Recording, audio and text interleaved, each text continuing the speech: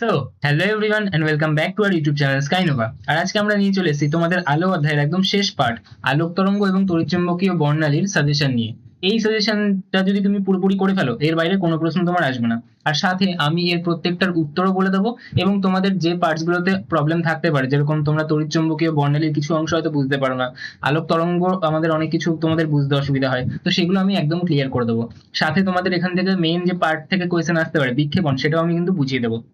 তো অল্প সময়ের মধ্যে এই চ্যাপ্টারটা একটা মাইক্রো রিভিশন কিন্তু আমরা করে ফেলবো, যাতে তোমাদের পুরো জিনিসগুলো কিন্তু ক্লিয়ার হয়ে যাবে। তাই শুরু থেকে শেষ অব্দি এই ভিডিওটা আগে ভালো করে দেখো, তারপর সাজেশনটা টেলিগ্রাম চ্যানেল থেকে ডাউনলোড করে নিতে পারো, প্রিন্ট আউট করে নিতে পারো, নিয়ে সেই কোশ্চেনগুলো প্র্যাকটিস করো, নিচে উত্তর দেওয়া থাকবে, উত্তরগুলো মুখস্থ করে ফেলো এবং তোমাদের ফার্স্ট সামেটিভে একটা ভালো স্কোর করো। চলো দেরি না করে শুরু করা যাক। সবার প্রথমে আমাদের কোশ্চেন যেটা বলছে সেটা আমাদের কি বলছে, যে কোন বর্ণের দৃশ্যমান আলোর বিক্ষেপণ ক্ষমতা সব থেকে বেশি। তো আমরা জানি যে বিক্ষেপণ ক্ষমতা কার বেশি হয়, যার কিন্তু আমাদের তরঙ্গ দৈর্ঘ্য কম হয়, অর্থাৎ আমাদের বেগুনি। তাহলে প্রথমটার উত্তর কি হবে? প্রথমটার উত্তর হবে আমাদের বেগুনি। তারপর এটা আমাদের ঠিক উল্টো কথা বলছে, যে কার বিক্ষেপণ ক্ষমতা সর্বনিম্ন, তাহলে যার তরঙ্গ দৈর্ঘ্য সব থেকে বেশি দৃশ্যমান আলোর মধ্যে বলছে। তো তাহলে আমি কি বলবো? তাহলে বলবো আমি হচ্ছে লাল বর্ণের আলো, তাই তো? কারণ আমরা জানি যে আমাদের বেনিয়া সহকলার মধ্যে লালের সব থেকে বেশি তরঙ্গ দৈর্ঘ্য থাকে এবং বেগুনির সব থেকে কম থাকে। তারপর বলছে আকাশ নীল রঙের দেখায় আলোর কোন ধর্মের কারণে। তাহলে এটা কি? এটা হচ্ছে আমাদের বিক্ষেপণ, যেটা কিন্তু আমাদের সেন্টার অফ অবজারভেশন হবে আমাদের এই চ্যাপ্টারের জন্য, যেখান থেকে কিন্তু আমাদের কোয়েশ্চেন আসার চান্সেস খুব বেশি রয়েছে। তারপর কি? তারপর বলছে দৃশ্যমান আলোর তরঙ্গ দৈর্ঘ্যের পাল্লা কত। তাহলে আমরা জানি যে এটা 400 ন্যানোমিটার থেকে শুরু করে 800 ন্যানোমিটার অব্দি হতে পারে। আর এটাকেই লেখার আরেকটা আমাদের উপায় হচ্ছে, আমি লিখলাম যে 4000 অ্যামস্ট্রং থেকে, এটা 4000 হবে, ঠিক আছে? 1 সেকেন্ড, এটা হবে আমাদের 4000, 4000 থেকে 8000 আমি কি লিখবো? অ্যামস্ট্রং লিখবো, ঠিক আছে? যদি আমি অ্যামস্ট্রং বলি তাহলে হাজারে বলবো, যদি ন্যানোমিটার বলি তাহলে আমি কি বলবো? আমার 100 200 ঘরে বলবো, ঠিক আছে? মানে 400 বলবো, 800 বলবো, আর এখানে 4000 8000 বলবো, ঠিক আছে? কারণ আমাদের 1 ন্যানোমিটার মানে কি? 1 ন্যানোমিটার মানে 10⁹, মানে -9 হচ্ছে আমাদের কি? মিটার। আর যদি 1 অ্যামস্ট্রং এর কথা বলা হয় তাহলে সেটা কি? সেটা হচ্ছে 10⁻10 মিটার, ঠিক আছে? আচ্ছা, তারপর আমাদেরকে কি বলছে? তড়িৎ দৈর্ঘ্যের ক্রম অনুযায়ী তড়িৎ চুম্বকীয় বর্ণালীর বিভিন্ন অংশগুলি লেখো। আর পরের কোশ্চেন বলছে ক্রমবর্ধমান কম্পাঙ্কের ক্রম অনুযায়ী তড়িৎচুম্বকীয় বর্ণালীগুলোর বিভিন্ন অংশ লেখো। তো এটার আমি অ্যান্সার করার জন্য নিচে অলরেডি তড়িৎচুম্বকীয় যে আমাদের তরঙ্গগুলো আছে সেগুলো আমি একবারে লিখে এনেছি, ওখানে আমি বুঝিয়ে দিচ্ছি। দেখো, এখানে আমি, হ্যাঁ, এই যে এখানে আমি একটা লিস্ট করে এনেছি। প্রথমে আমাদের কি থাকে? প্রথমে আমাদের থাকে হচ্ছে কি? Gamma rays. তারপর থাকে আমাদের এক্স রে, অতিবেগুনি রশ্মি, দৃশ্যমান আলো, অবলোহিত রশ্মি, মাইক্রোওয়েভ, রেডিও ওয়েভ, ঠিক আছে? আবার এই দৃশ্যমান আলোর মধ্যেও কি থাকবে আমাদের? এটা ভিপ গিয়ার থাকবে। তাহলে দৃশ্যমান আলোর মধ্যেও আবার কি থাকবে? আমাদের থাকবে ভিপ গিয়ার, ঠিক আছে? আচ্ছা, তাহলে ওপর থেকে নিচে আমি যত নামবো তত কি হবে? তত আমাদের তরঙ্গ দৈর্ঘ্য কিন্তু বৃদ্ধি পাবে, ঠিক আছে? তত আমাদের কি হবে? তরঙ্গ দৈর্ঘ্য যে ল্যামডা আছে সেটা আমাদের বৃদ্ধি পাবে। এবার আমাকে একটা কথা বলো, যে আমি কিছু ফর্মুলা বলছি, এই ফর্মুলাগুলো মনে রাখলে তোমাদের বুঝতে সুবিধা হবে। দেখো, এনার্জি ইজ ইকুয়াল টু কি? H C divided by lambda. আর একটা ফর্মুলা কি বলতে পারি আমি? H nu. এই দুটো ফর্মুলা মনে রাখো। এবার তাহলে আমাকে একটা কথা বলো, যে যদি কারুর ল্যামডা আমাদের বৃদ্ধি পায় তাহলে তার এনার্জি কি হবে? ল্যামডা ভাগে আছে, এনার্জি গুণে রয়েছে, তাহলে সেটা অপোজিট হবে, তাহলে এনার্জি কিন্তু আমাদের কমে যাবে। তাহলে কারুর যদি আমাদের কি হয়? কারুর যদি আমাদের ল্যামডা বৃদ্ধি পায় তাহলে তার এনার্জি কি হবে? তার শক্তি কি হবে? তাহলে শক্তি কিন্তু তার ডিক্রিজ হবে, ঠিক আছে? এবার যদি আমি কম্পাঙ্কের কথা বলি তাহলে তার জন্য একটা ফর্মুলা কি হয়? C is equal to nu lambda. এবার দেখো, এখানে কম্পাঙ্কটাও সমান চিহ্নের দিকে আছে, ল্যামডাটাও সমান চিহ্নের দিকে আছে। তো একই দিকে রাখলে হবে না, সমান চিহ্নের দুই তরফে দুজনকে রাখতে হয়। তাহলে একটা কাজ করি, আমি নিউটাকে এদিকে পাঠিয়ে দিলাম, তাহলে সি বাই নিউ হয়ে গেল, এদিকে গুণে ছিল এদিকে ভাগে চলে গেল, আর এদিকে ল্যামডা থাকলো। তাহলে দেখো, এখন আমাদের যে ল্যামডা আছে, ল্যামডা আছে এই দিকটায়, তাহলে যদি ল্যামডা বাড়ে, এ তো ভাগে আছে আর এই গুণে আছে, তাহলে এ অপোজিট হবে। তাহলে যদি কারোর ল্যামডা বৃদ্ধি পায়, অর্থাৎ তরঙ্গ দৈর্ঘ্য বৃদ্ধি পায়, তাহলে তার কম্পাঙ্ক নিশ্চয়ই কমে যাবে। তাহলে আমি এখান থেকে কি বলতে পারি? আমি এখান থেকে বলতে পারি যে আমাদের যে কম্পাঙ্ক, যেটাকে আমরা ফ্রিকোয়েন্সি অথবা নিউ দিয়ে ডিনোট করি, তাহলে সেটা কিন্তু আমাদের হ্রাস পাবে। এমনিও এইভাবেও দেখতে পারতে। কিভাবে দেখতে পারতে? যে আমাদের এনার্জি যদি কখনো কমে তাহলে আমাদের আমাদের যে নিউ অর্থাৎ কম্পাঙ্ক সেটাও কমবে, কারণ এই দুটোই কি আমাদের গুণের পাটে রয়েছে। যখন দুজনেই একই পাটে থাকবে, গুণে গুণে বা ভাগে ভাগে, তখন একই রকম পরিবর্তন হবে। যখন আলাদা থাকবে, এটা ভাগে আছে এটা গুণে আছে, অর্থাৎ আলাদা আলাদা কম্পোনেন্টে রয়েছে, কেউ নিউমিনেটরে কেউ ডিনোমিনেটরে, তাহলে তখন কিন্তু আমাদের অপোজিট কাজ হবে, একটা বাড়লে আর একটা কমবে, এটা কমলে এটা বেড়ে যাবে। বোঝা গেল আমার কথাগুলো? তাহলে এই চেঞ্জেস গুলো আমাদের হবে। তাহলে যেভাবে আমাদেরকে সাজাতে বলবে আমি সেইভাবে কিন্তু সাজিয়ে দেবো এই জিনিসগুলোকে, ঠিক আছে? তাহলে আমাদের ওই কোশ্চেনটা হয়ে গেল। নেক্সট কোশ্চেন একবার দেখে নি। তাহলে আমাদের কোন কোশ্চেনটা হলো? আমাদের আই গেস তো এটা তো প্রশ্ন, হ্যাঁ, এই যে এখানে চলে আসলাম। তাহলে 5-6 অব্দি কিন্তু আমাদের কোয়েশ্চেন গুলো হয়ে গেছে। এবার চলে আসবো কি আমাদের 7 নম্বর প্রশ্নতে। 7 নম্বর প্রশ্ন আমাদের কি বলছে? আমাদের বলছে যে তড়িৎচুম্বকীয় তরঙ্গের দুটো বৈশিষ্ট্য লেখো। তো বলবো যে তড়িৎচুম্বকীয় তরঙ্গ আমাদের এগোনোর জন্য কি কোনো মাধ্যমের প্রয়োজন হয় না, শূন্য মাধ্যমে সে যেতে পারবে। সেখানে শূন্য মাধ্যমে কি তার আলোর গতিবেগ 3 × 10⁸ মিটার/সেকেন্ডে সে যেতে পারে। এবং আমরা বলবো যে এটা নিস্তড়িৎ আধানহীন। তো এগুলোই আমাদের কিছু বৈশিষ্ট্য। আলো কি এক প্রকার তড়িৎচুম্বকীয় তরঙ্গ। তড়িৎ চুম্বকীয় তরঙ্গ কখন হবে? যখন আমাদের একটা চার্জ পার্টিকেল, একটা আধান, তার মধ্যে অ্যাক্সেলারেশন থাকবে। তোমরা আগের ক্লাসে পড়েছো যে অ্যাক্সেলারেশন মানে কি? ত্বরণ, মানে তার যে বেগটা আছে সেই বেগটা কিন্তু ভ্যারিয়েবল, সেই বেগটা বারবার বাড়বে বা কমবে, মানে বেগটা চেঞ্জ করবে। তাহলে যখন একটা চার্জ পার্টিকেলের মধ্যে অ্যাক্সেলারেশন থাকবে, তার বেগটা ভ্যারিয়েবল হবে, তখন সে কি করবে? Electric field magnetic field generate করে। যেখানে আমাদের ইলেকট্রিক ফিল্ড ম্যাগনেটিক ফিল্ড আর তার যে প্রোপাগেশন, অর্থাৎ সে যে পথে যাচ্ছে সেটা পরস্পর কিন্তু সমকোণে থাকে এবং সেটা এগিয়ে চলে। ঠিক আছে, তাহলে সেটাকে আমরা বলি একটা তড়িৎচুম্বকীয় তরঙ্গ বা ইলেকট্রোম্যাগনেটিক ওয়েভস। এটা কোথায় পড়বে তোমরা? এটা ডিটেলসে পড়বে তোমরা ক্লাস 12-এ উঠে। বোঝা গেল? আচ্ছা, তারপর আমরা আসছি আমাদের বিক্ষেপণের কথায়। তাহলে বিক্ষেপণ বা স্ক্যাটারিং জিনিসটা কি?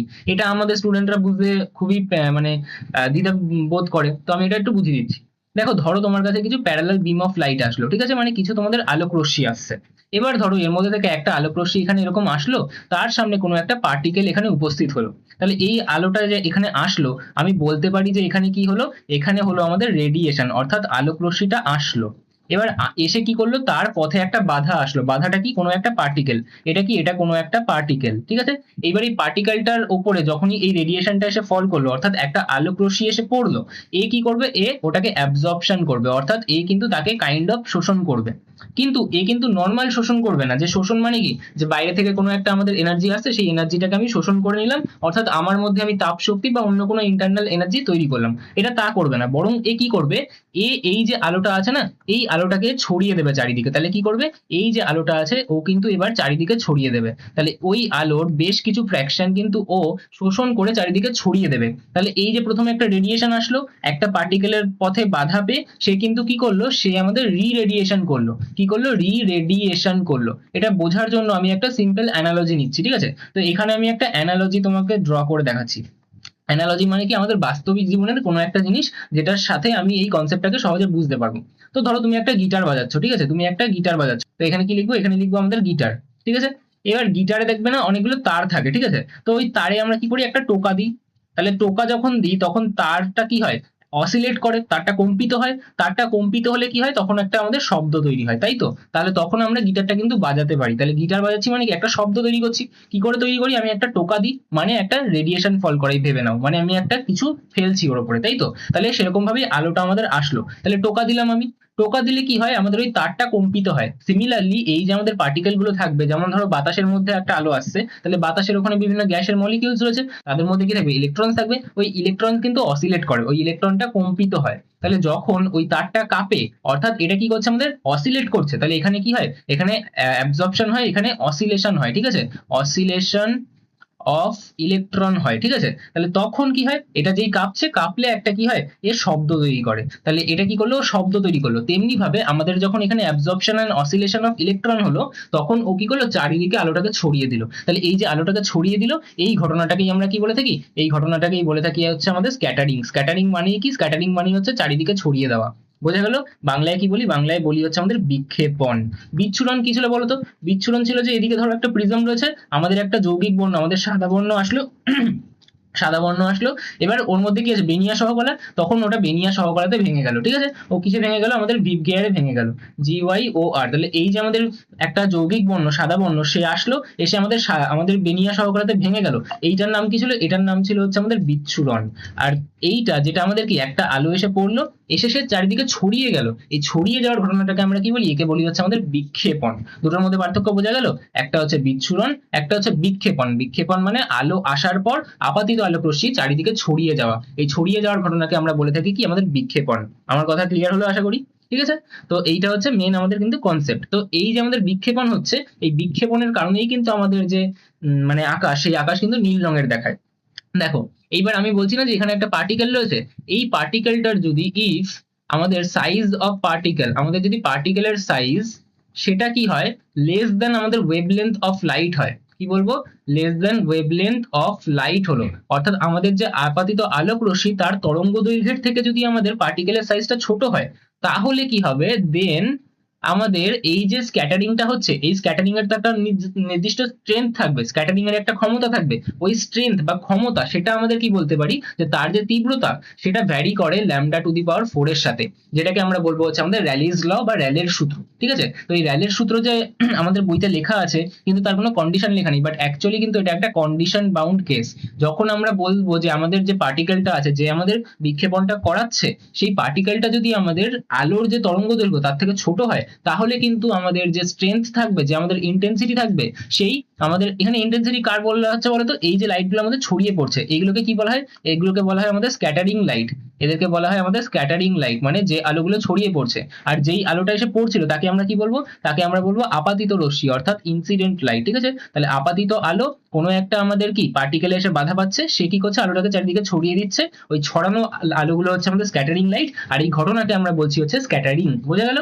তো এই ক্ষেত্রে যদি পার্টিকেলটা আমাদের কি হয়, আমাদের আলো আপাতিত যে আলো তার ওয়েভলেন্থের থেকে ছোট হয়, তাহলে কিন্তু আমরা বলতে পারি যে তার যে আমাদের তীব্রতা, সেই তীব্রতাটা কিন্তু আমাদের λ⁴ এর সাথে ব্যস্তানুপাতিক ভাবে আমাদের সম্পর্কে জড়িত থাকবে। ঠিক আছে, এর মানেটা কি বলছে, দেখো আমাদের ল্যামডাটা ভাগে আছে, আইটা আমাদের কি ওপরে রয়েছে, তার মানে আমি এখান থেকে এটা কনক্লুড করতে পারি যে আমাদের যদি ল্যামডা বড় হয় তাহলে আই কিন্তু কম হবে। আই মানে কি, তীব্রতা, মানে কতটা বেশি আমাদের স্ক্যাটারিং হতে পারবে, কতটা বেশি বিক্ষেপণ হতে পারবে, অর্থাৎ আলো কতটা ছড়িয়ে পড়বে। তাহলে দেখো আলো কিন্তু এই পথে যাচ্ছিল, ও কিন্তু এই পথে আর সঠিকভাবে যেতে পারলো না, ও বরং চারিদিকে ছড়িয়ে গেল।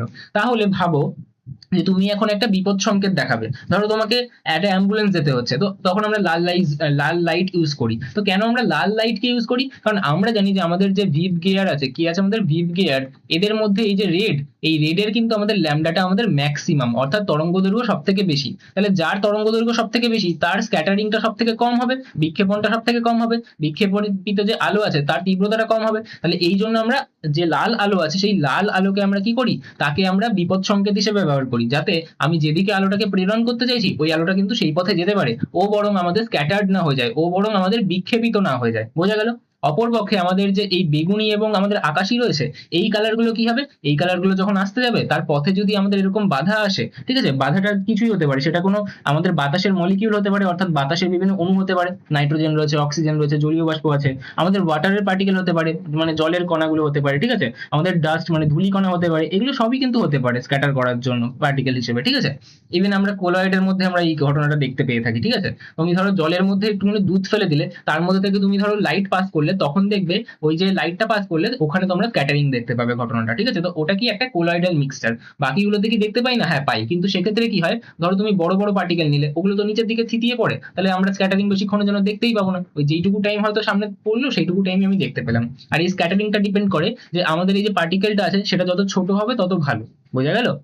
আর আমি বলছিও তো, যেখানে ওয়েভলেন্থ অফ লাইটের থেকে সেটা ছোট হলে তখনই কিন্তু আমার এই ফর্মুলা, যেটা আমাদের র্যালেস ল বা র্যালের সূত্র, সেটা কিন্তু ভ্যালিড হয়। যখন ধীরে ধীরে আমাদের পার্টিকেলটা বড় হয়ে যাবে, তখন আর সে স্ক্যাটারিং করে না, বরং একদিকে কিন্তু প্রতিফলিত করে দেয়। যখন আমাদের বড় কোনো আমরা অবজেক্টের কথা বলবো, তখন আর তাকে পার্টিকেল বলবো না, অবজেক্ট বলবো। বোঝা গেল? বস্তু বলবো তখন।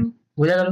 আচ্ছা, এবার এখানে একটা প্রশ্ন, এই যে আমাদের ভায়োলেট আর ইন্ডিগো আছে, অর্থাৎ আমাদের বেগুনি এবং আমাদের কি আকাশি, তাহলে এই যে আমাদের দুজন রয়েছে, এই দুজনের তাহলে কি, এই দুজনের হচ্ছে আমাদের ল্যামডা মিনিমাম, তার মধ্যেও কি আমাদের ভায়োলেটের ল্যামডা মিনিমাম। তার মানে হিসেব মতো আমাদের যে বেগুনি কালার, তার আমাদের বিক্ষেপণ সব থেকে বেশি হওয়া উচিত ছিল। তাহলে তো আইডিয়ালি আমাদের যে আকাশ সেটা বেগুনি হওয়া উচিত ছিল, কারণ আমাদের যে সূর্যরশ্মি আসছে সেখানে আমাদের বেগুনি, আকাশি, মানে এইগুলো আছে ভিভ গিয়ার। ঠিক আছে, বেগুনি, Indigo, blue, green, yellow, orange, red. ঠিক আছে, তাহলে এই যে কালার গুলো আছে তার মধ্যে থেকে আমাদের যে আমাদের বেগুনি বর্ণ, সেই বেগুনি বর্ণের আলোর তো আমাদের ল্যামডা সব থেকে কম, অর্থাৎ তরঙ্গ দৈর্ঘ্য সব থেকে কম, তাহলে এর কিন্তু আমাদের কি বিক্ষেপণ শব্দে বেশি হওয়া উচিত ছিল, তাহলে বেগুনি কেন হলো না? এর মেজর কারণ হচ্ছে যে আমাদের যে সূর্যরশ্মি আসছে, সেই সূর্যরশ্মির মধ্যে আমাদের কিন্তু বেগুনি আলোর তীব্রতাটা কম, মানে তার মধ্যে কিন্তু আমাদের বেগুনি আলোর পরিমাণ কম, বরং আমাদের নীল আলোর পরিমাণটা কিন্তু বেশি থাকে। তার কারণে আমাদের যে মানে যখন স্ক্যাটারিংটা হয় তখন নীল আলোর স্ক্যাটারিং বেশি হয়ে যায়। দুটোই তো আমাদের কম, তার মধ্যেও বেগুনি কম মানছি, কিন্তু বেগুনির তো পরিমাণটাই কম। ঠিক আছে, তাই আমাদের কি হয়, নীল আলোটা বেশি স্ক্যাটারিং হতে পারে, ফলে আমাদের আকাশটা নীল দেখায়। আর একটা রিজন যেটা তোমাদের বইতেও মেনশন করা আছে, সেটা হচ্ছে আমাদের চোখ, দেখো at the end of the day এই কালার গুলো কি আমাদের একটা পারসেপশন, অর্থাৎ আমাদের চোখে যখন রেটিনাতে আলোক তরঙ্গ গুলো এসে পড়ছে, তখন তাদের যে ওয়েভলেন্থ গুলো আছে, বা ফ্রিকোয়েন্সি আছে, তো সেইটার বেসিসে আমাদের চোখ, আমাদের সেই রেটিনা যে কিনা আমাদের ওই ইলেকট্রিক্যাল সিগন্যালটাকে কি করছে, মানে ইলেকট্রোম্যাগনেটিক যে ওয়েভটা আছে তার ওটাকে কি করছে, ইলেকট্রিক্যাল সিগন্যালে কনভার্ট করছে, ব্রেন সেটাকে প্রসেস করছে। সে বুঝবে যে এই তরঙ্গ দৈর্ঘ্যের আলো এসছে, তার মানে আমি এটাকে এই বর্ণ বলবো। বোঝা গেল? তাহলে ওই ক্ষেত্রে আমাদের এই যে রেটিনা থাকবে, সেই রেটিনার যে কোষগুলো আছে সেগুলো আমাদের এই ইন্ডিগোর জন্য কিন্তু বেশি সেন্সিবল, ঠিক আছে? সে বেশি সংবেদনশীল কার জন্য? আকাশী বর্ণের জন্য। তাই আমরা কিন্তু আকাশী বর্ণটাকে বেটার দেখতে পাই। তাই আমাদের আকাশটা কিন্তু আমাদের নীল বর্ণের দেখায়। বোঝা গেল আমার কথাটা? তো এটা হচ্ছে মেন লজিক, ঠিক আছে? তা আশা করি আমাদের বিক্ষেপণ রিলেটেড সব প্রশ্নগুলো এবার তোমরা করতে পারবে। তো আলোক তরঙ্গের সাথে তরঙ্গ দৈর্ঘ্যের সাথে, তরঙ্গ দৈর্ঘ্য মানে কি ল্যামডা, তার সাথে আলোর বিক্ষেপণের তীব্রতা অর্থাৎ আই, তার সম্পর্ক কি? তাহলে আই আর ল্যামডার মধ্যে সম্পর্ক জিজ্ঞাসা করছে, তাহলে কি লিখবো? I varies as lambda to the power 4। তোমাদের বইতে কি মিসিং আছে? এখানে ওই কন্ডিশনটা মিসিং আছে, যে কন্ডিশনটা যদি স্যাটিসফাই না হয় তাহলে কিন্তু আমরা, সরি এখানে তো র্যালের সূত্র লিখতে হবে, এখানে একটা পুটলি পড়বে, বাকি জফলটা ছিল অন্তত। যাই হোক, তাহলে এটা কি র্যালের সূত্র।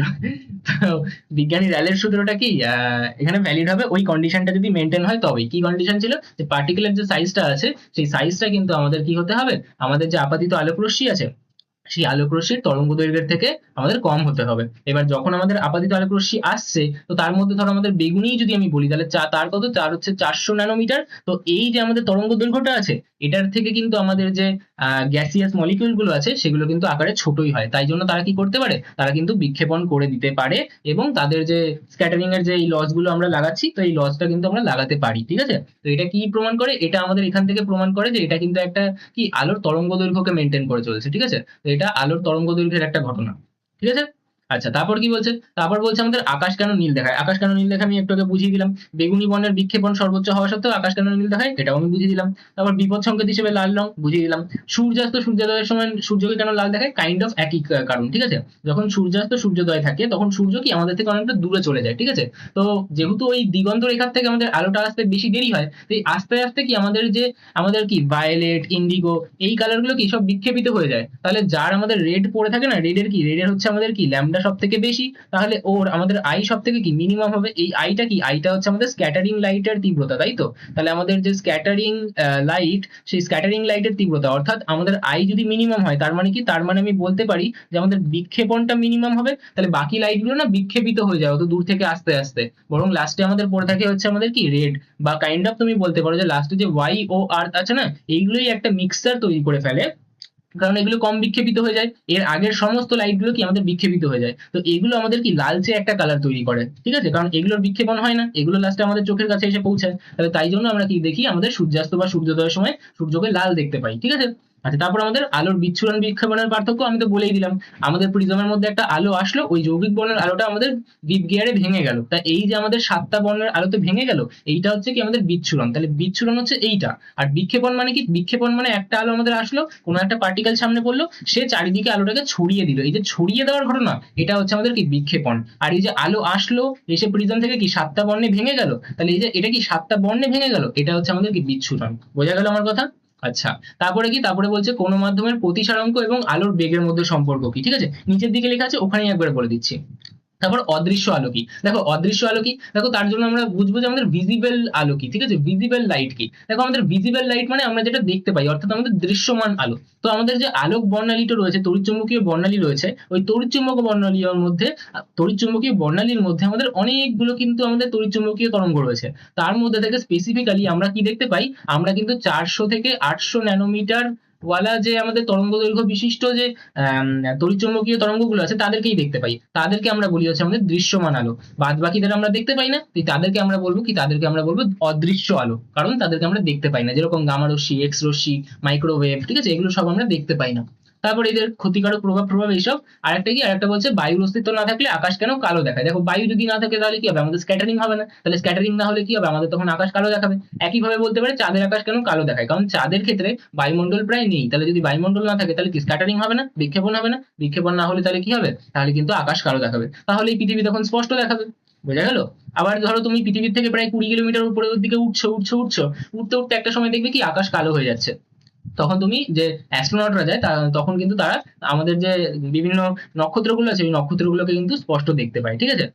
আবার আমরা পড়েছিলাম না ফার্স্ট চ্যাপ্টারে যে পৃথিবীর বায়ুমণ্ডলীয় স্তরের যে থার্মোস্ফিয়ার, ওই থার্মোস্ফিয়ারের একটা বৈশিষ্ট্য আমরা লিখতাম যে থার্মোস্ফিয়ারের আকাশ কালো দেখায়। কেন দেখায়? কারণ ওখানে বাতাস উপস্থিত নেই। তাহলে কেন বাতাস উপস্থিত না থাকলে আমাদের আকাশ কালো দেখায়? কারণ তখন আমাদের কিন্তু বিক্ষেপণ হবে না। বাতাস না থাকলে কি, বাতাসের মধ্যে আমাদের কি বিভিন্ন গ্যাসীয় পদার্থের অণুগুলো থাকবে না। তাহলে অণুগুলো যদি না থাকে তাহলে বিক্ষেপণটা কে করবে? তাহলে বিক্ষেপণ না করলে কি আলোগুলো ছড়িয়ে পড়তে পারবে না। বোঝা গেল?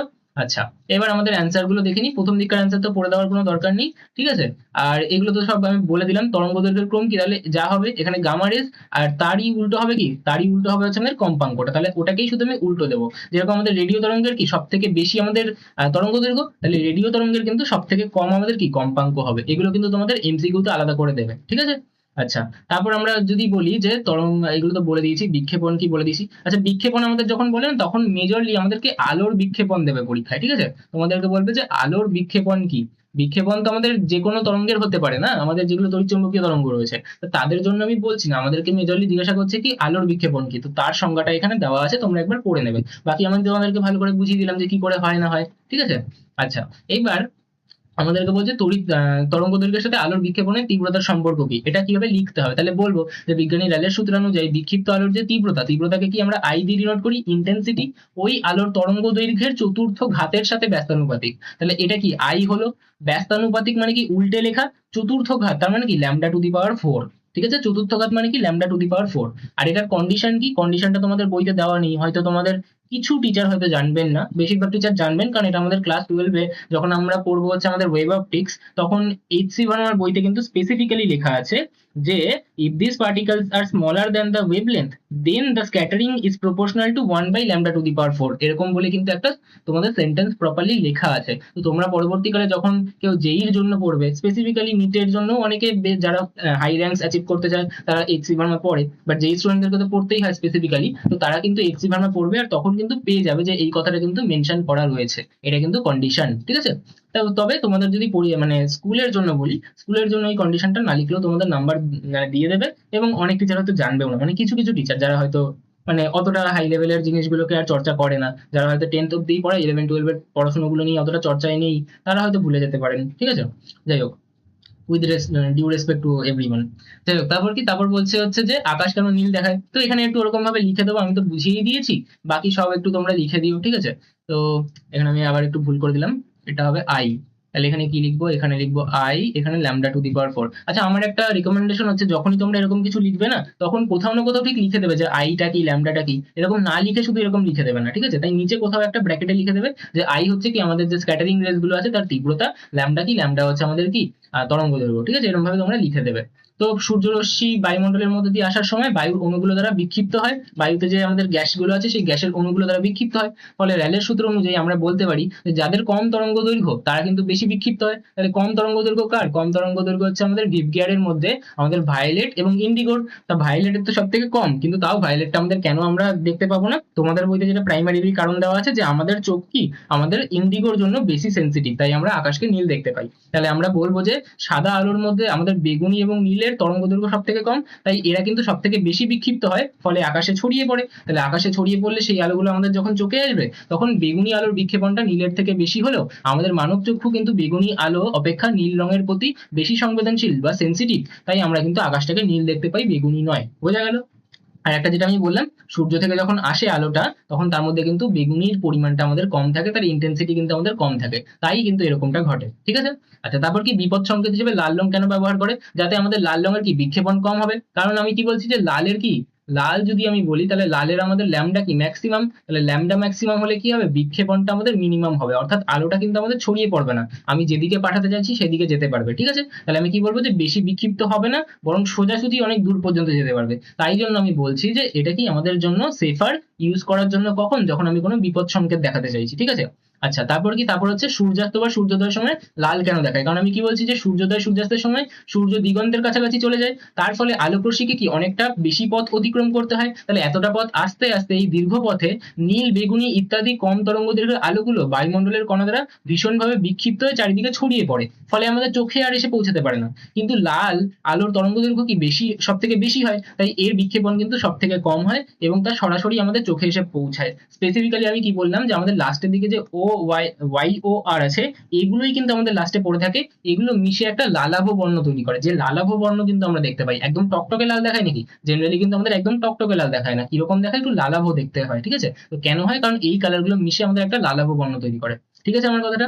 আচ্ছা, তারপর আমাদের পার্থক্য তো আমি বুঝিয়ে দিলাম, তো একবার পড়ে নেবে। ঠিক আছে, তারপর কি? তারপর আমাদেরকে বলছে কোন মাধ্যমের প্রতিসরাঙ্ক এবং আলোর বেগের মধ্যে সম্পর্ক কি। দেখো, প্রতিসরাঙ্ক মানে কি? প্রতিসরাঙ্ক মানে হচ্ছে আমাদের মিউ। তাহলে আমি বলবো কোন মাধ্যমের পরম প্রতিসরাঙ্ক হচ্ছে মিউ, এবং ওই মাধ্যমে আলোর বেগ হচ্ছে কি ভি। এদের মধ্যে কি ব্যস্তানুপাতিক সম্পর্ক আছে। কিরকম?